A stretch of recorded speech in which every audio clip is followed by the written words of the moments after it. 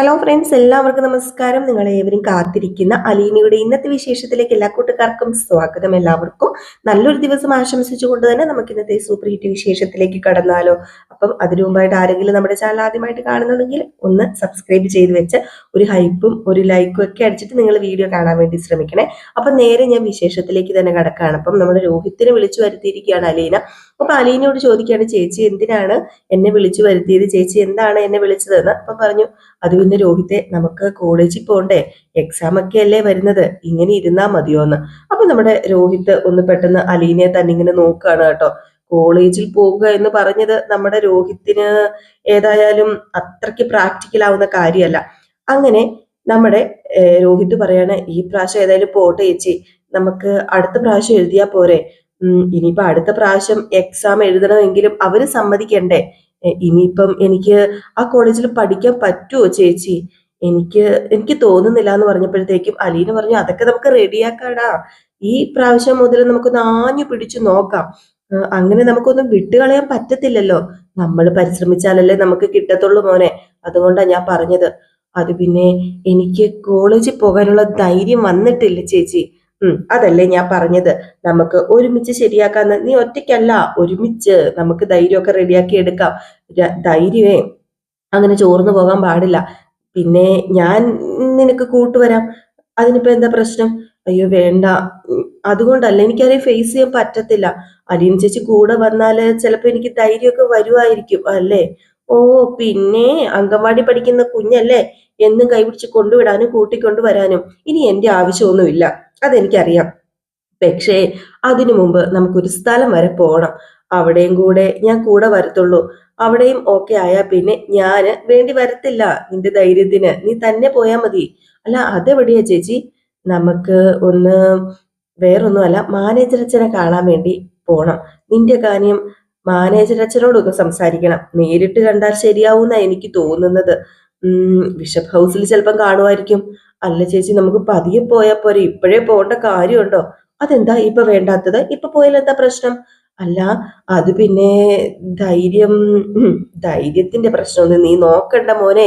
ഞാൻ പറഞ്ഞല്ലോ, നമ്മൾ എവിടെയെല്ലാം പോയി, ആരെയൊക്കെ കണ്ടു, അമ്പലത്തിൽ പോയി, ടൗണിൽ പോയി, നടക്കാൻ പോയി, എത്ര പേര് നമ്മൾ ഫേസ് ചെയ്തു. ഇനിയും ഓരോരുത്തരെ ഫേസ് ചെയ്യണ്ടേ. അത് പിന്നെ ചേച്ചി വിചാരിക്കുന്ന പോലെയല്ല. കോളേജ് ആകുമ്പം ആരെയൊക്കെ ഫേസ് ചെയ്യണം? പ്രിൻസിപ്പാള്, ടീച്ചേഴ്സ്, എൻ്റെ ബാച്ചിലെ കുട്ടികള്, ജൂനിയേഴ്സ്, സീനിയേഴ്സ്, അവരെയൊക്കെ ഞാൻ ഡെയിലി ഫേസ് ചെയ്യണ്ടേ. റോഡിൽ കാണുന്ന ആൾക്കാരെ പോലെ ആണോ അവര്? അതൊക്കെ ഒരു ദിവസത്തെ പ്രശ്നമല്ലേ ഉള്ളൂ. പ്രിൻസിപ്പാളിനോടും ടീച്ചേഴ്സിനോടും ഒക്കെ നമുക്ക് സംസാരിക്കാന്നേ. സംസാരിച്ച് നമുക്ക് അവരെ മാറ്റിയെടുക്കാൻ സാധിക്കും മോനെ. എന്തായാലും ആദ്യ കടമ മാനേജർ അച്ഛന. അത് നമ്മുടെ കടന്നു കഴിഞ്ഞിട്ടുണ്ടെങ്കിൽ പിന്നെയുള്ളതൊക്കെ നിഷ്പ്രയാസം നമുക്ക് മറികടക്കാം. ആദ്യം നമ്മൾ ബിഷപ്പ് ഹൗസിലല്ലേ പോകുന്നത്, കോളേജിലല്ലല്ലോ. അപ്പൊ നമുക്ക് നാളെ തന്നെ പോണം അച്ഛനെ കാണാനായിട്ട്. നാളെയോ? നമുക്ക് 2 ദിവസം കഴിഞ്ഞ് പോയാ പോരെ? അതല്ലേ നല്ലത്? അതല്ല നല്ലത്, നമുക്ക് നാളെ തന്നെ പോണം. ഇപ്പൊ തന്നെ സമയം ഒരുപാട് വൈകിപ്പോയി, ഇനി പറ്റത്തില്ല. ഇന്ന് എനിക്ക് ഇറങ്ങാൻ പറ്റുമായിരുന്നെങ്കിൽ ഇന്ന് തന്നെ അങ്ങ് പോകായിരുന്നു. ഇനി എനിക്ക് ഇറങ്ങാൻ പറ്റത്തില്ലല്ലോ. ദേ ഇനി ഇതിനകത്തൊരു ഉപേക്ഷ വിചാരിക്കില്ലേ മോനെ നീ, പ്ലീസ്. ദേ എന്നെ ഓർത്തിട്ട്, ഞാൻ പറഞ്ഞത് ഓർത്തിട്ട്. ദേ എന്റെ മോന് നല്ല വച്ചല്ലേ, ഗുഡ് ബോയ് അല്ലേ എന്നൊക്കെ പറഞ്ഞ് തലയിൽ ഒരു തട്ടൊക്കെ കൊടുത്തു കേട്ടോ നമ്മുടെ അലീന. ഏതായാലും നമ്മുടെ രോഹിത് സമ്മതിച്ചെന്ന് തോന്നുന്നു. ഇതൊക്കെ കഴിഞ്ഞ് പിന്നെ കാണിക്കുന്നത് നമ്മുടെ ബാലചന്ദ്രനെയാണ് കേട്ടോ. ബാലചന്ദ്രൻ ഇങ്ങനെ ഫ്രഷ് ആയിക്കൊണ്ടൊക്കെ ഇരിക്കുകയാണ്, മുഖമൊക്കെ കഴുകി. റൂമിൽ തന്നെയാണല്ലോ കൂടുതൽ നേരം സ്പെൻഡ് ചെയ്യുന്ന പുള്ളിക്കാരൻ. അപ്പൊ മുഖമൊക്കെ കഴുകി ഇങ്ങനെ റൂമിലൊക്കെ ഇങ്ങനെ നിൽക്കുകയാണ്. അപ്പം മീശ ഇങ്ങനെ വെട്ടുകയാണ്. അപ്പൊ അലീന വന്ന് കൊട്ടിയപ്പോഴത്തേക്കും, കേറി വാ അലീന എന്നിങ്ങനെ പറഞ്ഞു. അപ്പം പറഞ്ഞു, പുറത്തു നിന്ന് ഞാൻ വാതിൽ മുട്ടിയപ്പോ ആരാണെന്നാ മനസ്സിലായത്? ഞാനാണെന്ന് എങ്ങനെ മനസ്സിലായി? അതൊക്കെ എനിക്ക് മനസ്സിലാകും, വാതിൽ മുട്ടുന്ന ശബ്ദം കേട്ടാല്. ഓ അങ്ങനെയാണോ? അല്ല, പനിക്കാരി എണീറ്റ് ഡ്യൂട്ടിയിൽ പ്രവേശിച്ചെന്ന് കൃഷ്ണമോള് പറഞ്ഞു. ഞാൻ ഓക്കെ അയച്ചാ, എനിക്കിപ്പം പനിയൊന്നുമില്ല, പനിയൊക്കെ പോയി. നല്ലത് നല്ലത്, ഇനിയിപ്പൊ വായ്ക്ക് രുചിയായിട്ട് വല്ലതും കഴിക്കാം അല്ലേ? ഓ കൃഷ്ണൻ ബബിത അത്ര മോശമൊന്നും അല്ലായിരുന്നു, ഞാൻ കഴിച്ചതല്ലോ. അവരുടെ എഫേർട്ട് കുറച്ച് കാണട്ടോ, അതും നാണക്കേടല്ലേ, മോശമല്ലേ? നിന്റെ അത്ര എക്സ്പീരിയൻസ് ആയാലേ അവര് നിന്നെ ഓവർടേക്ക് ചെയ്യും, അതെനിക്കറിയാം, പിന്നെ ഞാൻ പറയാത്തതല്ലേ. ആ അത് പിന്നെ അച്ഛൻ ഞാൻ വന്നതേ വേറൊരു കാര്യം അച്ഛനോട് സംസാരിക്കാനാ. പറഞ്ഞോ, വേറെ എന്ത് കാര്യം? അത് പിന്നെ കുറച്ച് സീരിയസ് മാറ്ററാ. സീരിയസ് ആയിട്ട് തന്നെ കേൾക്കാം. അതിനിപ്പോ എന്താ പ്രശ്നം ഇരിക്കുന്നത്? പറ പറ പറ പോരട്ടെ. അത് പിന്നെ മേഡം ഇന്നലെ രാത്രി ഞാൻ കിടക്കുന്ന റൂമില് വന്നായിരുന്നു. അപ്പോഴത്തേക്ക് നമ്മുടെ ബാലചന്ദ്രൻ ഒന്ന് നോക്കിട്ടോ അലീനയെ. ഉം സത്യമായിട്ടും വന്നായിരുന്നു അച്ഛാ. ആ എന്നിട്ട് അല്ല നിന്നെ ഭീഷണിപ്പെടുത്താനാണോ വന്നത്? ഭീഷണിയൊന്നുമല്ല, റിക്വസ്റ്റ് ആണ്. ദയവായിട്ട് ഇവിടുന്ന് പോയി തരാമോ എന്നായിരിക്കും അല്ലേ എന്റെ ഭാര്യ പറഞ്ഞത്. ആ പോകണം എന്നാവശ്യപ്പെട്ടു. പോകാൻ മനസ്സില്ലെങ്കിൽ ഇവിടെ കണ്ടിന്യൂ ചെയ്യാനും പറഞ്ഞു. പക്ഷേ മേഡം ഇവിടെ നിൽക്കത്തില്ല. മേഡം ഇവിടുന്ന് പോകും. ഓ ഇതൊക്കെ എത്ര തവണ പറഞ്ഞതാ എന്റെ സഹധർമ്മിണി. ഈ പ്രാവശ്യം അങ്ങനെയല്ലെന്ന് മേഡം പറഞ്ഞു. അല്ല എന്നിട്ട് നിന്റെ മറുപടി എന്തായിരുന്നു? അത് കേക്കട്ടെ. നീ എന്താണ് പറഞ്ഞത്? അത് പിന്നെ ഞാൻ പൊയ്ക്കോളാന്ന് സമ്മതിച്ചു. വേറെ എന്ത് മറുപടി ഞാൻ കൊടുക്കാനാച്ചാ? ഓ നീ സമ്മതിച്ചു പൊക്കോളാന്ന്. ബാക്കി ആരെങ്കിലും സമ്മതിച്ചോ? അത് പിന്നെ ഞാനല്ലേ പോകേണ്ടവള്, ഞാനല്ലേ തീരുമാനം എടുക്കേണ്ടത്. ഇടയ്ക്ക് കയറി വന്നവളല്ലേ ഞാന്. അല്ല എന്റെ സമ്മതമില്ലാതെ നീ പോവോ അലീന? നീ ഞാൻ പറയാതെ ഇവിടുന്ന് പോവോ? അത് പിന്നെ അച്ഛൻ സമ്മതിക്കണം. മേഡം ഈ വീട്ടിൽ നിന്ന് ഇറങ്ങി പോകേണ്ടി വരുന്ന സാഹചര്യം ഇനി ഉണ്ടാകാൻ പാടില്ല അച്ഛ. അതും ഞാൻ കാരണം. അതെനിക്ക് സഹിക്കില്ല അച്ഛ. എനിക്കത് സഹിക്കാൻ പറ്റില്ല. ഓ നീ അവക്കും ഈ കുടുംബത്തിന് വേണ്ടിയും ഒഴിഞ്ഞു പോയാലും അവക്കും ഒഴിഞ്ഞു പോകേണ്ടി വരും ഒരു ദിവസം. ഓ അതിന്റെ പഴി എനിക്ക് കേൾക്കേണ്ടി വരത്തില്ലല്ലോ അച്ഛ. ഓഹോ അപ്പൊ പഴി കേൾക്കാതിരിക്കാനാണോ സൂത്രത്തില് നീ ഒഴിഞ്ഞു മാറുന്നത്? കൊള്ളാം കൊള്ളാം, വേഷായിട്ടുണ്ട്. അത് പിന്നെ എനിക്ക് ചെയ്യാൻ പറ്റുന്നതൊക്കെ ഞാൻ ചെയ്തു. ഒന്നാമത്തെ കാര്യം, ഞാനിവിടെ സ്ഥിരമായിട്ട് നിൽക്കാൻ വന്നവളല്ല, ഒരു ജോലി ചെയ്യാൻ വന്നവളാ. അത് കഴിഞ്ഞില്ലേ? അപ്പൊ എനിക്ക് പോകണ്ടേ? ഓഹോ എന്നെയും വൈജയും കൂടെ കൂട്ടിച്ചേർക്കാനാണ് നീ ത്യാഗം ചെയ്യുന്നതെങ്കിലേ നിനക്ക് തെറ്റി മോളെ, തെറ്റി. നീ ഇവിടെ ഉള്ളത് കൊണ്ട് ബാലചന്ദ്രമേനോന്റെ കുടുംബം എന്ന പ്രസ്ഥാനം ഇങ്ങനെ നടന്നു പോകുന്നു. നീ ഇല്ല എങ്കിൽ ആ കുടുംബം ആ സമയം തകർന്ന് തരിപ്പണമാകും. നിനക്കറിയില്ല. പിന്നെ അത് പിന്നെ ഞാൻ പറയുന്ന കേക്ക്. ജീവൻ ശരീരത്തിലുള്ള സമയത്ത് മാത്രമല്ലേ നമുക്ക് വിലയുള്ളൂ. ഇല്ലാത്തപ്പം നമുക്ക് വിലയുണ്ടോ? നമുക്ക് വാക്കുകൾ പോലും നമുക്ക് കിട്ടില്ല. ശ്വാസം പോയി കഴിഞ്ഞിട്ടുണ്ട്, വെറും ഡെഡ് ബോഡിയാ. പിന്നെ അത് ചീഞ്ഞൊരു സാധനമായിട്ട് മാറും. പിന്നെ അതിനോട് ആർക്കും സ്നേഹമൊന്നും ഇല്ലാതെ വരും. 2 ദിവസത്തിനകം ജീർണിക്കില്ലേ? എത്ര സ്നേഹിച്ചവരാണെങ്കിലും അതിനടുത്ത് പോകാനോ നോക്കാനോ ഒന്നും ഇഷ്ടപ്പെടത്തില്ല. 5 ഇന്ദ്രിയങ്ങൾക്കും അത് വെറുക്കപ്പെട്ടതായിട്ട് മാറും. അത്രേ ഉള്ളൂ മനുഷ്യൻ. അത് മനസ്സിലാക്കുക. ഓ നീ ഇതിപ്പം എന്നോട് പറയാൻ കാരണം എന്താ? അതും കൂടി ഒന്ന് പറഞ്ഞതാ. ഇത് ഉപമിക്കാനുള്ള കാരണം, ഞാൻ വാശിയും വൈരാഗ്യവും മനസ്സിൽ സൂക്ഷിക്കുന്നു എന്നല്ലേ നീ പറഞ്ഞതിനർത്ഥം? വ്യക്തമായ അർത്ഥം. അതിനൊരർത്ഥമില്ലേ? ഞാൻ വാശി വൈരാഗ്യവും മനസ്സിൽ സൂക്ഷിക്കുന്നതിന്റെ ഒരു അർത്ഥമില്ലേ? ആ അർത്ഥം വേണ്ടേ? എന്റെ അന്തസ്സും അഭിമാനവും പട്ടിയെ പോലെ വാലും ചുരുട്ടി കിടന്നാ മതിയോ? പഴങ്കഞ്ഞിയും കുടിച്ചോണ്ട് തെരുവിൽ നടന്ന്. അത് പിന്നെ മേഡത്തിനോട് എല്ലാം തുറന്നു പറയ, അതാ നല്ലതെന്നാ എനിക്ക് തോന്നുന്നത്. നീ ഉള്ളത് കൊണ്ടാ ഞാൻ പറയാതിരുന്നത്. നീ പോയി കഴിഞ്ഞാല് അപ്പൊ തന്നെ ഞാൻ പറയും, എല്ലാം തുറന്നു പറയും. അതാ ഞാനും തീരുമാനിച്ചിരിക്കുന്നത്. അത് പിന്നെ അച്ഛൻ അത് പറഞ്ഞോ? ഇനിയിപ്പം അങ്ങനെ തന്നെ നടക്കുകയാണെങ്കിൽ അങ്ങനെ തന്നെ നടക്കട്ടെ, അതാ നല്ലത്. ഇതിനൊരു അന്ത്യം വേണമെങ്കിൽ, ഇതിനൊരു അവസാനം വേണമെങ്കിൽ ഇതൊരു ഇത് അങ്ങനെ തന്നെ ചെയ്യണം അച്ഛാ, അങ്ങനെ തന്നെ ചെയ്യണം. ഞാൻ പോയി കഴിയുന്ന ഉടനെ തന്നെ എല്ലാ കാര്യങ്ങളും അമ്മയോട് തുറന്നു പറയണം. ഇത് കേട്ട് നമ്മുടെ ബാലചന്ദ്രൻ ഒന്ന് തളർന്നു പോയി കേട്ടോ. കാരണം അലീനയുടെ വായിൽ നിന്ന് ഇത് വീഴുന്ന് നമ്മുടെ ബാലചന്ദ്രൻ ഓർത്തില്ല. അങ്ങനെ ബാലചന്ദ്രൻ ഒന്നും പറയാൻ പറ്റാത്തൊരവസ്ഥയിൽ ഇങ്ങനെ നിൽക്കുകയാണ് കേട്ടോ. ഏതായാലും ഇത് കഴിഞ്ഞിട്ട് നമ്മുടെ ബാലചന്ദ്രൻ ഒരുങ്ങി വെളിയിലേക്ക് ഇറങ്ങുന്നതാണ് കാണിക്കുന്നത്. കടയിലേക്കൊക്കെ പോകാൻ വേണ്ടിയാണെന്ന് തോന്നുന്നു. ഒരുങ്ങി ഇങ്ങനെ ഇറങ്ങുകയാണ്. അപ്പോഴത്തേക്കാണ് നമ്മുടെ ബാലചന്ദ്രന്റെ വീട്ടുമുറ്റത്ത് വേറൊരു വണ്ടി വന്ന് നിൽക്കുന്നത്. വേറെ ആരുമല്ല, നമ്മുടെ ശിവനാണ് വരുന്നത്. അപ്പൊ ഇന്നലത്തെ ഹാങ് ഓവർ ആണെന്ന് തോന്നുന്നു. പെങ്ങള് വിളിച്ചല്ലോ. ഈ സമയത്ത് ബാലചന്ദ്രൻ ശിവേട്ടൻ എന്താ ഒരു മുന്നറിയിപ്പും ഇല്ലാതെ ഇങ്ങോട്ടേക്ക് വന്നത്? അത് പിന്നെ 1-2 കാര്യങ്ങൾ സംസാരിക്കണമായിരുന്നു. രാവിലെ നീ കടയിൽ പോകുന്നതിന് മുമ്പ് വരാനിരുന്നതാന്ന് പറഞ്ഞപ്പോ ഞാൻ കടയിലേക്ക് പോകാൻ ഇറങ്ങിയതാ. അർജന്റ് ആയിരുന്നോ? ഒരു സീരിയസ് മാറ്റർ തന്നെയാണ് ബാല, എനിക്ക് സംസാരിച്ചേ പറ്റത്തുള്ളൂ എന്ന് പറഞ്ഞപ്പോഴത്തേക്കും ബാലചന്ദ്രൻ പറഞ്ഞു, എന്നാ ബാ, സീരിയസ് മാറ്റർ പറയാൻ വന്നതല്ലേ, അകത്ത് ഇത് നമുക്ക് സംസാരിക്കാം എന്ന് പറഞ്ഞുകൊണ്ട് നമ്മുടെ ശിവനെ അകത്ത് കൂട്ടിക്കൊണ്ട് പോയി. അപ്പോഴത്തേക്കും തന്നെ ചോദിച്ചു കേട്ടോ നമ്മുടെ ശിവൻ, അലീന ഉണ്ടോ ഇവിടെ എന്ന്. അവൾ എവിടെ പോകാൻ, അവൾ ഇവിടെ തന്നെ ഉണ്ട്. 4-5 ദിവസം പനി പിടിച്ച് കിടക്കുകയായിരുന്നു. ഇപ്പം പനി മാറി വരുന്നതേ ഉള്ളൂ. അല്ല വൈജി എന്തിയെ? വൈജി ഉണ്ടോ? അവൾ ഇന്നലെ രാത്രി എന്നെ വിളിച്ചിട്ടുണ്ടായിരുന്നു. ഓ, വൈജയുടെ കാര്യമാണ് സീരിയസ് മാറ്റർ എങ്കിൽ രണ്ടുപേരുടെയും സമയം വെറുതെ കളയേണ്ട ആവശ്യമില്ലല്ലോ. അത് പിന്നെ ഞാൻ വൈജയുടെ കാര്യം ചോദിച്ചെന്നേ ഉള്ളൂ. അതുമാത്രമല്ല സീരിയസ് മാറ്റർ, വേറെ സീരിയസ് മാറ്റർ ഉണ്ട് സംസാരിക്കാൻ, അതുകൊണ്ടാണ് ഞാൻ വന്നത്. എന്നാ പിന്നെ കേറി വാ എന്ന് പറഞ്ഞുകൊണ്ട് ബാലചന്ദ്രൻ അകത്തേക്ക് കയറ്റിക്കൊണ്ട് പോവാണ്. വൈജയുടെ കാര്യമാണെങ്കിൽ ബാലചന്ദ്രൻ കൊണ്ടുപോകത്തില്ലായിരുന്നു കേട്ടോ അകത്തേക്ക്. അതിന്റെ കാര്യമില്ലെന്ന് ബാലചന്ദ്രൻ അറിയാം. ഏതായാലും അകത്തേക്ക് വന്നു. ശിവൻ ഇരുന്നു, ബാലചന്ദ്രൻ ഇരുന്നു, സംസാരിക്കാനും തുടങ്ങി. അത് പിന്നെ ഞാൻ നിന്റെ ഒരു സഹായം അഭ്യർത്ഥിച്ചു വന്നതാ. ഒറ്റയടിക്ക് നീ ഒരു നോ പറയാതെ നീ ആലോചിച്ച് കാര്യം പറയണം. ഓ, അപ്പം നോ എന്ന് പറയേണ്ട എന്തോ ഒരു കാര്യമാണ് ശിവേട്ടൻ പറയാന് തുടങ്ങുന്നത്. എന്തായാലും ശിവേട്ടൻ പറ. അവിഹിത ഗർഭം ധരിച്ച് പ്രസവിച്ച് അവള് കുഞ്ഞിനെ കളഞ്ഞിട്ട് അവളെ കെട്ടിച്ചു തന്നപ്പോ ഇങ്ങനെ ഒരു സംഭാഷണത്തിന്റെ ആവശ്യമൊന്നും ഇല്ലായിരുന്നല്ലോ. അതൊക്കെ പോട്ടെ, കേട്ടിട്ട് ആലോചിച്ചിട്ട് ഉത്തരം തന്നാ മതിയെന്ന് ഒരു അവസരം തന്നിട്ടുണ്ടല്ലോ, എന്നാ പിന്നെ കേട്ടേക്കാം. പോരട്ടെ, വാ പറ എന്ന് പറഞ്ഞു. അപ്പോഴത്തേക്ക് നമ്മുടെ ശിവൻ മിണ്ടാതിരിക്കാൻ കേട്ടോ. അപ്പൊ ബാലചന്ദ്രൻ പറഞ്ഞു, പോട്ടെ പോട്ടെ, ഞാനേ നിങ്ങളുടെ പെങ്ങളുടെ കാര്യം അറിയാതെ എടുത്തിട്ട് പോയതാ, അത് ഓർത്തിട്ട് ഇനി ടെൻഷൻ അടിക്കണ്ടെന്ന് പറഞ്ഞപ്പോഴത്തേക്കും നമ്മുടെ ശിവൻ പറഞ്ഞു, അത് പിന്നെ നമ്മുടെ രണ്ടുപേരും ഉൾപ്പെട്ട ആ കേസില് രോഹിത് എങ്ങനെയോ രക്ഷപ്പെട്ടു. രോഹിത്തിന് ജാമ്യം കിട്ടി. എന്റെ മകൻ ഇപ്പോഴും ജയിലിൽ കിടന്ന് കഷ്ടപ്പെടുക. അവൻ ജയിലിലാണ്. കൂടെ ഉണ്ടായിരുന്ന സനീഷിനും വേറൊരു ചെറുക്കനും ജാമ്യം കിട്ടി. ഇപ്പം എന്റെ മോൻ മാത്രമാണ് ഒറ്റയ്ക്ക് ജയിലിൽ കിടക്കുന്നത്.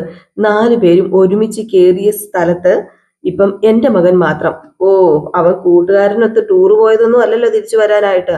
ദേ, ഞാനൊരു കാര്യം പറയാം. ഓരോരുത്തർക്ക് കൊടുക്കേണ്ടത് ഇവിടുത്തെ നിയമം അനുസരിച്ച് കോടതി കൊടുക്കുന്നുണ്ട്. നമ്മൾ ആരും അല്ലല്ലോ അത് കൊടുക്കുന്നത്. ദേ, രോഹിത്തും ബാക്കിയുള്ളവന്മാരും ജാമ്യം കിട്ടാതെ ജയിലിൽ കിടക്കുമായിരുന്നെങ്കിൽ സമാധാനം കിട്ടുമായിരുന്നോ ശിവേട്ടന്? അതല്ല ബാല ഞാൻ പറഞ്ഞു വരുന്നത്. ശിവേട്ടൻ പറഞ്ഞു വരുന്നത് കേട്ടപ്പം എനിക്ക് അങ്ങനെയാ തോന്നിയത്. അതുകൊണ്ട് ഞാൻ പറഞ്ഞതേ ഉള്ളൂ. അല്ല, അവനെ ജാമ്യത്തിൽ ഇറക്കാൻ വേണ്ടിയിട്ട് ഞാനും മനുവും ഓടാത്ത ഓട്ടമില്ല. എത്ര ഓടിയിട്ടും എങ്ങും എത്തുന്നുമില്ല. ഓ, അതുകൊണ്ടാണോ ശിവേട്ടൻ ഇങ്ങോട്ട് വന്നത്? ഇങ്ങോട്ട് ഓടിക്കഴിഞ്ഞിട്ടുണ്ടെങ്കിൽ ജാമ്യം കിട്ടുന്ന ശിവേട്ടനോട് ആരാ പറഞ്ഞത്? ഒരു കാര്യമില്ല ശിവേട്ട. ഞാൻ നോക്കിയിട്ട് ഹരിയുടെ കാര്യത്തില് ഇവിടെയുള്ള ആർക്കും ഒന്നും ചെയ്തു തരാൻ പറ്റുമെന്ന് തോന്നുന്നതേ ഇല്ല. എനിക്ക് കൈമലത്തി കാണിക്കാനേ പറ്റത്തുള്ളൂ, അല്ലാതെ ഇതിന്റെ പുറകെ നടക്കാൻ എന്നെ കൊണ്ടും പറ്റത്തില്ല. അപ്പൊ ശിവൻ പറഞ്ഞു, പക്ഷെ അലീനയ്ക്ക് സഹായിക്കാനായിട്ട് പറ്റും ബാലചന്ദ്ര, എനിക്കറിയാം. ഓ, കഴിഞ്ഞ തവണ മനു ഇതേ ആവശ്യമായിട്ട് വന്ന് പറഞ്ഞപ്പോ അവനോട് പറഞ്ഞതേ എനിക്ക് പറയാനുള്ളൂ. വെറുതെ അവളുടെ മുന്നിൽ ഈ കാര്യം സംസാരിച്ച് വില കളയാൻ നിൽക്കണ്ട. അവൾക്ക് തീരെ താല്പര്യമില്ലാത്ത കാര്യമാണ് ഹരിയെ സഹായിക്കുന്നത്. അതുകൊണ്ട് വെറുതെ എന്തിനാ സമയം കളയുന്നത്? അല്ല ബാല, എനിക്കറിയാം അവക്ക് അവനോട് എങ്ങനെയാണെന്ന്. അവനെ കേസിൽ നിന്ന് ഊഴി എടുക്കാനൊന്നും അല്ല ഞാന് സഹായം ചോദിച്ചു വന്നത്. ദേ, എനിക്കൊരു കാര്യം പറയാനുണ്ട്, അത് വ്യക്തമായിട്ടൊന്ന് കേക്ക്. നിലവിൽ അവന് ജാമ്യം നിഷേധിച്ചിരിക്കുന്നത് പോസ്കോ വകുപ്പ് കൂടെ ഉള്ളത് കൊണ്ടാണ്. ഞാൻ അവന് ജയിലിൽ പോയി കണ്ടായിരുന്നു. അവൻ ആണയിട്ട് പറഞ്ഞു അവന് ആ പെൺകുട്ടിയെ മുമ്പ് ഒന്നും ഉപദ്രവിച്ചിട്ടില്ല, ഒന്നും തൊട്ടിട്ടില്ല, ഒന്നും നോക്കിയിട്ട് പോലുമില്ല. അപ്പം അവനെ ശിക്ഷയ്ക്ക് ഇളവ് കിട്ടാതിരിക്കാൻ, കേസിൽ നിന്ന് ഒരിക്കലും ഊരി പോകാതിരിക്കാനും വേണ്ടിയിട്ടാണ് അവര് ഈ കള്ളവകുപ്പ് ചുമത്തി വെച്ചിരിക്കുന്നത് എന്റെ മോന്റെ പേരില്. ഓ, ആ കാര്യത്തില് ഇപ്പൊ അലീനയ്ക്ക് എന്ത് ചെയ്യാൻ പറ്റും? അവൻ ചെയ്തിട്ടുണ്ടായിരിക്കും. ചുമ്മാ ഒരു വകുപ്പ് എന്നൊക്കെ വെറുതെ പറയുന്നതാ. ചുമ്മാ ഒരു വകുപ്പ് ഇടുവോ? ഒരിക്കലും ഇല്ല. അല്ലെങ്കിലും അവൻ ഏതെങ്കിലും കാര്യത്തിൽ സത്യം പറയുവോ ശിവേട്ട?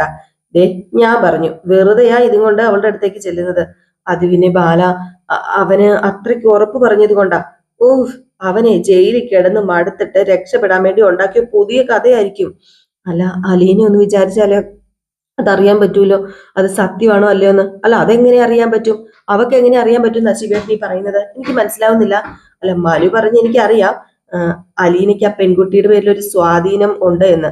ഓ, അത് നോക്കണ്ട, അതൊരിക്കലും നോക്കണ്ട. അലീനയ്ക്ക് ശരിയല്ല എന്ന് തോന്നുന്ന ഒരു കാര്യത്തിലും അവൾ ഇടപെടത്തില്ല, അതെനിക്ക് നന്നായിട്ട് അറിയാം. ഞാന് ഒരു തവണ ശ്രമിച്ചു നോക്കിയിട്ടുള്ളതാ. അതുകൊണ്ട് ഒരു ഉപദേശം പോലെ ശിവേട്ടൻ കേട്ടാ മതി, നടക്കത്തില്ല. ദേ, പോയി നാണം കിടണ്ട വരും അലീനയുടെ മുമ്പില്. അത് പിന്നെ ചെയ്ത തെറ്റിന് അവനെ എത്ര വേണമെങ്കിലും ശിക്ഷിക്കാം, അതിനെനിക്ക് ഒരു കുഴപ്പമില്ല. ചെയ്യാത്ത തെറ്റിന് എന്റെ മോൻ ശിക്ഷ അനുഭവിക്കുന്നത് എങ്ങനെ ഞാൻ സഹിക്കും? എന്റെ പൊന്നുപാല, ഞാനൊരു അച്ഛനായി പോയില്ലേ? അറിഞ്ഞുകൊണ്ട് ഞാൻ അവനെ ഉപേക്ഷിച്ച പോലെ ആയി പോവില്ലേ? എനിക്ക് ഒന്നും ചെയ്യാൻ പറ്റാത്ത പോലെ ആയി പോവില്ലേ? ശിവേട്ടൻ, ഞാൻ എനിക്ക് പറയാനുള്ളത് പറഞ്ഞു. വെറുതെ ഒരു പാഴ്പണിയാ ഇപ്പം ചെയ്യാൻ പോകുന്നത്. വെറുതെ എന്തിനാ നാണം കിടണം? അതിന്റെ ആവശ്യമുണ്ടോ? എനിക്ക് അത്ര മാത്രമേ പറയാനുള്ളൂ എന്ന് പറഞ്ഞ് ശിവ പിന്നെയും നമ്മുടെ ശിവൻ പറയാണ്, ബാല അലീനയോട് ആ പെങ്കൊച്ചിനോടൊന്ന് സംസാരിക്കാവോ ഒന്ന് ചോദിക്കാമോ, അവള് സത്യം പറയുന്നവളാണല്ലോ, അതുകൊണ്ടാണല്ലോ രോഹിത്തിന് ജാമ്യം കിട്ടിയത്. അപ്പൊ പിന്നെ ഹരിയുടെ കാര്യത്തിലും സത്യം പറഞ്ഞാൽ മാത്രം മതി, സത്യമാണെങ്കിൽ മാത്രം. അത് പിന്നെ ശിവേട്ടൻ നേരിട്ട് തന്നെ അലീനയോട് സംസാരിച്ച് നോക്ക്. അവളുടെ മറുപടി എന്തായിരിക്കും ഞാൻ ഓൾറെഡി പറഞ്ഞു കഴിഞ്ഞു. ഇനി എനിക്കറിയില്ല ബാക്കി കാര്യം എന്താണെന്ന്. ഒരു കാര്യം ചെയ്യ്, അലീനയോടൊന്ന് സംസാരിച്ച് നോക്ക്. അലീനയായിട്ട് സംസാരിക്കുന്നോണ്ട് വേറെ പ്രശ്നമില്ല, അലീന ഇവിടെ ഉണ്ട്. ഏതായാലും ഞാനിപ്പൊ പോവുകയാണ്, ഞാൻ ഇറങ്ങിയേക്കാണ്. ഈ കാര്യത്തില് ഞാൻ എന്ത് പറയാനാ, എനിക്ക് വേറെ ഒന്നും പറയാനില്ല. അല്ല, നീയും കൂടെ ഉണ്ടായിരുന്നെങ്കിൽ അവളോട് സംസാരിക്കാൻ എനിക്കൊരു ധൈര്യം. ഓ, ഞാനും കൂടെ ഉള്ള ധൈര്യമൊന്നും വേണ്ട. അത് പിന്നെ ബാല, നീയും കൂടെ ഉണ്ടായിരുന്നെങ്കിലേ നീ ഇവിടെ നിക്ക് പ്ലീസ്. ഓ, ഞാന് അതിന്റെ ഏതെങ്കിലും ഒരു സൈഡില് കാഴ്ചക്കാരനായിട്ട് നിന്നാ പോലും അവള് സമ്മതിക്കുമെന്ന് എനിക്ക് തോന്നുന്നില്ല. ഇപ്പൊ കുറച്ച് ദിവസമായിട്ട് സന്തോഷവും സമാധാനവും ഒക്കെ ഉണ്ട് എനിക്ക്. ഞാനൊന്ന് പോട്ടെ, എനിക്ക് ഇനി നിന്ന് കഴിഞ്ഞിട്ടുണ്ടെങ്കിൽ ലേറ്റ് ആകും, അതുകൊണ്ട് ഞാൻ പോകുക. അല്ല ബാല, വൈജി ഇന്നലെ രാത്രി എന്നെ വിളിച്ചിട്ടുണ്ടായിരുന്നു. അവളെ വാടക വീട്ടിൽ കൊണ്ടുവന്ന് വിടാതെ ഇവിടെ കൊണ്ടുവന്ന് വിട്ടത് അവളോട് ചെയ്ത ഏറ്റവും വലിയ ചതിയാണെന്ന് അവൾ എന്നോട് പറഞ്ഞത്. അല്ല, അതിപ്പോ എന്തിനാ ശിവേട്ട എന്നോട് പറയുന്നത്? നിങ്ങളല്ലേ കൊണ്ടുവിട്ടത്? ഞാൻ ആവശ്യപ്പെട്ടിട്ടാണോ നിങ്ങൾ കൊണ്ടുവിട്ടത്? അല്ലല്ലോ. അവൾ ആവശ്യപ്പെട്ടിട്ടാണോ കൊണ്ടുവിട്ടത്? അതുമല്ലല്ലോ. പിന്നെ അവള് നിങ്ങൾ ചതിച്ചു എന്നൊക്കെ പറയുന്നതിൽ അവളെ കുറ്റം പറയാൻ പറ്റത്തില്ലല്ലോ. ചതി പോലെയാണല്ലോ നിങ്ങൾ ചെയ്തിരിക്കുന്നത്. അങ്ങനെയാണല്ലോ പിന്നെ ശീലം. ചതിച്ച് മറ്റുള്ളവരുടെ ജീവിതത്തിൽ ഇടപെടുന്നതാണല്ലോ നിങ്ങളുടെ ശീലം. പിന്നെ അവൾക്ക് ഉറക്കം കിട്ടാഞ്ഞിട്ട് ഇന്നലെ അലീനയെ പോയി കണ്ടായിരുന്നു, സമാധാനക്കേടിന് പരിഹാരം കണ്ടെത്താനായിട്ട്. അലീനെ ഇവിടുന്ന് പോയി കഴിഞ്ഞിട്ടുണ്ടെങ്കിൽ എല്ലാ പ്രശ്നവും തീരുമെന്ന് അലീനയോട് പറഞ്ഞു അത്രേ. അലീനയാണെങ്കിൽ പൊക്കോളാന്ന് സമ്മതിക്കുകയും ചെയ്തു. ഞാൻ അലീനയോട് പറഞ്ഞിട്ടുണ്ട്, അവൾ ഈ വീട്ടിൽ നിന്ന് ഇറങ്ങിയാൽ അപ്പൊ തന്നെ വായിച്ചോട് അലീന ആരാണെന്നും എന്താണെന്നുള്ള സത്യങ്ങളൊക്കെ ഞാൻ വിളിച്ചു പറയുന്നു. അതാണോ ഞാൻ ചെയ്യേണ്ടത്? എന്റെ അളിയനൊന്ന് ഇരുത്തി ചിന്തിക്കുക. പഴയ ചതിയകൾ ഉൾപ്പെടെയുള്ള കണക്കുകൾ വെളിയിൽ വരും. പലരും പലതും അറിയും. ആങ്ങളമാരുടെ മുഖം മൂടി അഴിഞ്ഞു വീഴും. പിന്നെ ഇതിപ്പൊ പറയണമെന്ന് ഞാൻ ഓർത്തല്ല, വൈജയുടെ കാര്യം പറഞ്ഞത് കൊണ്ട് മാത്രമാണ് ഞാൻ ഇത് എടുത്തിട്ടത്. എന്റെ പൊന്നാര അളിയ, ഏതെങ്കിലും പെങ്ങളെ കണ്ടിട്ടല്ലേ പോകത്തുള്ളൂ. ഒന്ന് ഉപദേശിച്ചേരെ, ഒന്ന് ഇരുത്തി നല്ല രീതിയിൽ തന്നെ ഉപദേശിച്ചേരെ. ഇവിടെ ഇപ്പം അലീനയും എന്റെ മക്കളും ഒക്കെ കൂടെയുണ്ട്. അതുകൊണ്ട് അലീന ഇവിടുന്ന് പോകുമ്പോഴും വൈജയന്തിയും മേഡത്തിനും മാത്രമായിരിക്കും നഷ്ടം. അതൊന്ന് ഓർമ്മപ്പെടുത്തിയേരെ. അത് മാത്രം ഒന്ന് ഓർമ്മപ്പെടുത്തിയാൽ മതിയേ എന്ന് പറഞ്ഞിട്ട് നമ്മുടെ ബാലചന്ദ്രൻ ഇറങ്ങി പോവുകയാണ് കേട്ടോ. ഇത് കഴിഞ്ഞ് പിന്നെ കാണിക്കുന്നത് അലീനയുടെ റൂമില് ഡോർ ഇങ്ങനെ വന്ന് കൊട്ടുകയാണ് കേട്ടോ. ഡോർ തുറന്നപ്പോഴത്തേക്കും നമ്മുടെ ശിവന്. അപ്പോഴത്തേക്കും നമ്മുടെ അലീന, ഇതാരങ്കിളോ? ഞാൻ ഓർക്കുകയും ചെയ്തു ഇതാരാണെന്ന്. സാധാരണ തള്ളി തുറന്ന് കയറി വരാറാ പതിവ് എല്ലാവരുവേ. അല്ല, അച്ഛനെ കാണാൻ വന്നതാണോ അതോ മേടത്തെ കാണാനോ? അതെ, ബാലനെ ഞാൻ കണ്ടു. കടയിലേക്ക് ബാലൻ പോയതേ ഉള്ളൂ. അല്ല, മേടത്തെ വിളിക്കണോ? ഞാൻ വേണമെങ്കിൽ വിളിക്കാം, അങ്കിളിനെ എന്തെങ്കിലും കുടിക്കാൻ എടുക്കാം. ഓ, വൈജയനെ ഞാൻ കണ്ടോളാം. എനിക്ക് അലീനയോട് കുറച്ച് കാര്യങ്ങൾ സംസാരിക്കാനുണ്ടായിരുന്നു. അപ്പോഴത്തേക്ക് നമ്മുടെ അലീനയുടെ മുഖമൊക്കെ ഒന്ന് മാറി കേട്ടോ. ഈ ഒരു സമയത്ത് നമ്മുടെ ശിവൻ ചോദിച്ചു, ഞാൻ അകത്തേക്ക് വന്നോട്ടെ എന്നപ്പം പറഞ്ഞ, അതിനിപ്പോ എന്താ വന്നോ? അല്ലെങ്കിൽ എന്താ കാര്യം? അത് പിന്നെ സത്യം പറഞ്ഞ ഞാനേ ഒരു സഹായം ചോദിക്കാൻ വേണ്ടിയാ വന്നത്. എന്നോടോ? എന്ത് സഹായം ചോദിക്കാന്? അത് ഞാന് ഹരിയുടെ കാര്യം അലീനയോട് ഒന്ന് സംസാരിക്കാൻ വേണ്ടിയാ വന്നത്. ഹരിയുടെ എന്ത് കാര്യം എന്നോട് സംസാരിക്കാന്? അത് പിന്നെ അവന് മാത്രം ഇതുവരെ ജാമ്യം കിട്ടിയിട്ടില്ലല്ലോ. ഇവിടുത്തെ രോഗി ഉൾപ്പെടെ ബാക്കി എല്ലാവർക്കും ജാമ്യം കിട്ടി. എന്റെ മോൻ മാത്രമാണ് ഇപ്പൊ ജയിലിൽ കിടക്കുന്നത്. ഞാൻ പറയുന്നത് നിനക്ക് മനസ്സിലാകുമായിരിക്കുമല്ലോ. അവന്റെ പേരിലെ പോസ്കോ വകുപ്പ് ചേർത്തത് കൊണ്ടാണ് ജാമ്യം കിട്ടാൻ പാട്. അല്ല, ഇതിനിപ്പം ഞാൻ എന്ത് ചെയ്യാനാ അങ്കിളെ? അങ്കിൾ എന്താ ഉദ്ദേശിക്കുന്നതെന്ന് എനിക്ക് മനസ്സിലാവുന്നില്ല അങ്കിളെ. അത് പിന്നെ അവൻ എന്നോട് പറഞ്ഞു, അവൻ ആ പെങ്കൊച്ചിനെ മുമ്പ് ഉപദ്രവിച്ചിട്ടില്ല എന്ന്. അത് സത്യമായ വാക്കുകളാണെന്ന് തന്നെയാ എനിക്ക് തോന്നുന്നതെന്ന്. ഇത് കേട്ടപ്പോഴത്തേക്കും നമ്മുടെ അലീന എന്താ മിണ്ടാതെ ഇങ്ങനെ നിൽക്കുകയാണ് കേട്ടോ. അലീന ഒന്നും പറയുന്നില്ല. അലീനയുടെ മുഖത്തിന്റെ ആ ഒരു ഭാവമൊക്കെ അങ്ങ് മാറി, ആ ഒരു ചിരിയൊക്കെ അങ്ങ് മാറി കേട്ടോ. ഏതായാലും കാത്തിരുന്ന് തന്നെ കാണാം എന്താ സംഭവിക്കാൻ പോകുന്നത്. അപ്പൊ എല്ലാവരും കാത്തിരിക്കുക. എല്ലാവർക്കും വീണ്ടും നല്ലൊരു ദിവസം ആശംസിച്ചുകൊണ്ട് നിർത്തുകയാണ്. നമ്മുടെ അലീനയുടെ അപ്കമിങ് വിശേഷം നമ്മൾ റിയൽ സ്റ്റോറിക്കകത്ത് ഇടുന്നുണ്ട് കേട്ടോ. ഞാന് നമ്മുടെ പോസ്റ്റിൽ, അതായത് നിങ്ങൾ കമ്മ്യൂണിറ്റി അല്ലെങ്കിൽ പോസ്റ്റിൽ കയറി നോക്കിയിട്ടുണ്ടെങ്കിൽ അതിൽ ലിങ്ക് കിട്ടും. അപ്പം കാണാൻ താല്പര്യമുള്ളവര് പോയി ഒന്ന് കാണുക, സബ്സ്ക്രൈബ് ചെയ്യുക. Tata, bye bye.